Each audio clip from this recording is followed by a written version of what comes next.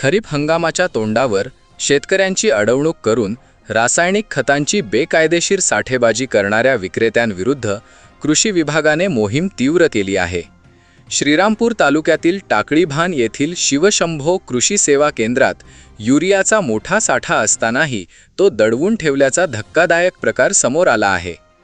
या प्रकरणी केंद्रचालक अमोल तनपुरे यांच्याविरुद्ध खत नियंत्रण आदेश आणि अत्यावश्यक वस्तू अधिनियमानुसार श्रीरामपूर तालुका पोलिसात गुन्हा दाखल करण्यात आला आहे। खतांची बेकायदेशीर साठेबाजी संदर्भात मिळालेल्या गुप्त माहितीच्या आधारे कृषी विभागाच्या गुणनियंत्रण पथकाने टाकळीभान येथील संबंधित केंद्राची अचानक तपासणी केली।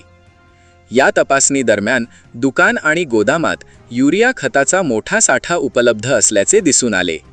मात्र POS मशीन आणि प्रत्यक्ष साठ्यात मोठी तफावत आढळून आला, ज्यात बेहिशोबी 8.92 टन युरियाचा साठा केंद्रचालकाकडे आढळून आल्याने श्रीरामपूरचे कृषी अधिकारी गुणनियंत्रण अभय थोरात यांनी श्रीरामपूर तालुका पोलीस ठाण्यात दिलेल्या फिर्यादीवरून कृषी सेवा केंद्रचालक अमोल तनपुरे यांच्याविरुद्ध खत नियंत्रण आदेश व अत्यावश्यक वस्तू अधिनियमाच्या विविध कलमान्वये गुन्हा दाखल करण्यात आला आहे।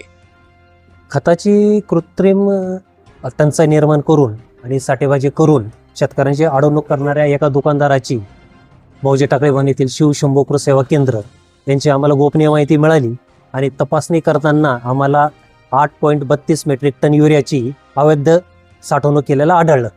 त्यानुसार आम्ही इसेन्शियल कमोडिटी ॲक्ट 1955 आणि फर्टिलायझर कंट्रोल ॲक्ट या कायद्याअंतर्गत आम्ही त्याच्यावर गुन्हा नोंदवलेला आहे।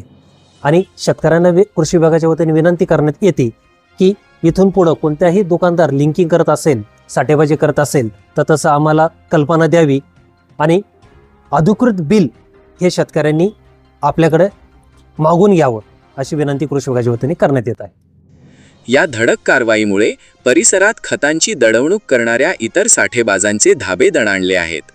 खरीप काळात खतांची साठेबाजी आणि खतांचे लिंकिंग करणाऱ्या कृषी विक्रेत्यांची गय केली जाणार नाही।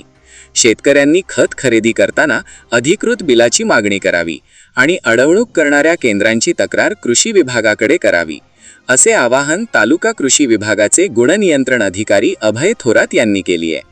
याविषयी S न्यूज मराठी वाहिनीने घेतलेला ब्युरो रिपोर्ट।